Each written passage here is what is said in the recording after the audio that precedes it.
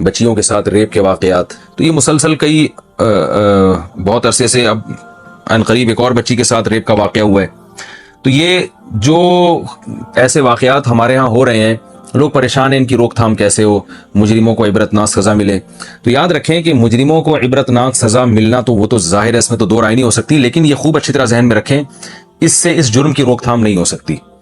اس لیے کہ جب آپ کسی جرم کی وجہ اور اس کی جس وجہ سے وہ معاشرے میں وہ انارکی پھیل رہی ہے، اس وجہ کو جب تک آپ ختم نہیں کرتے، تو آپ کی مثال اس ڈاکٹر کی طرح ہے کہ کسی کے سر میں بار بار درد ہو رہا ہے اور وہ پیناڈول دے دے کے بس اس کو ختم کر رہا ہے. وہ یہ نہیں دیکھ رہا کہ اس کے سر میں درد ہو کیوں رہا ہے.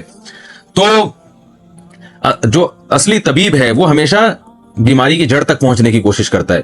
تو یہ واقعات باہر کے ملکوں میں تو بہت زیادہ ہوتے ہیں اور ہوتے رہے ہیں. ان کی کیلکولیشن اگر ہم آپ کو بتائیں تو آپ حیران ہو جائیں گے کہ ان کے ہاں تو ریپ کے واقعات صبح شام ہوتے ہیں.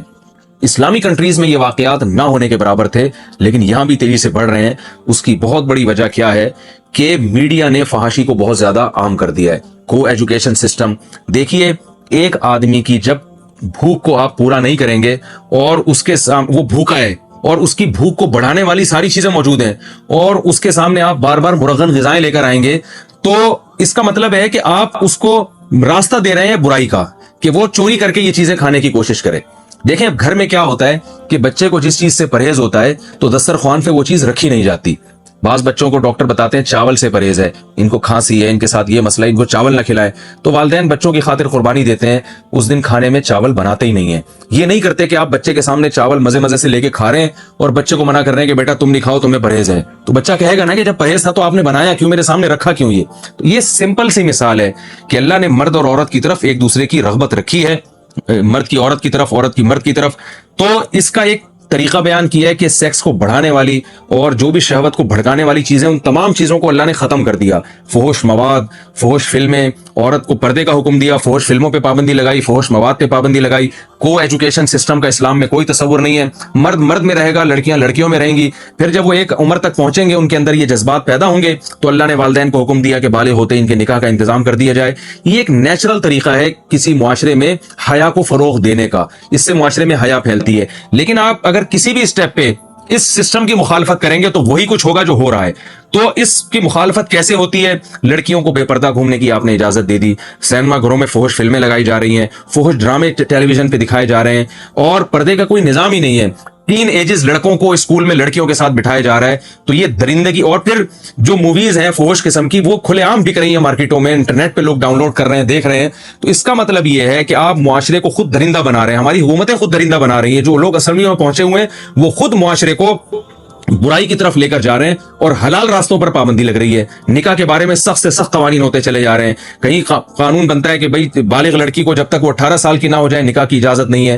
پھر قانون بنتا ہے کہ مرد کو دوسری شادی کی اجازت نہیں ہے، چاہے اس کی بیوی میں کیسے ہی فالٹ کیوں نہ ہو، کوئی خرابی کیوں نہ ہو، وہ اس کی ڈیزائرز پوری نہیں کر سکتی، لیکن آپ اس پہ پابندی لگا رہے ہیں وہ سیکنڈ میرج نہیں کر سکتا. چاہے وہ کسی بیوہ سے کر رہا ہو، کسی طلاق یافتہ سے کر رہا ہو، اس کا گھر بسا رہا ہو، لیکن آپ نے اس پہ بہت سخت پابندیاں لگا دی، 6 مہینے کی جیل اور لاکھوں روپے جرمانے ڈال دیا آپ نے اس کے اوپر. تو یاد رکھیں کسی بھی معاشرے میں جب حلال کو مشکل بنایا جائے اور حرام کے دروازے کھول دیے جائیں تو یہی بدترین واقعات ہوتے ہیں. ایسے ہی درندے پیدا ہوتے ہیں جو بچیوں کو ریپ کرتے ہیں، بچوں کو ریپ کرتے ہیں. یہ درندے ہمارے سسٹم کی پیداوار ہیں. میں ان درندوں کی حمایت ہرگز نہیں کر رہا. میرا بس چلے، مجھے اگر قانون سازی کی اجازت دی جائے تو میں کہوں گا کہ ان کو فوراً لٹکا کے مار دیا جائے. ان کو جو ہے حکومت کی ذمہ داری ہے، ان کو فوراً پھانسی کے پھندے پہ لٹکائے، عبرتناک سزا دے.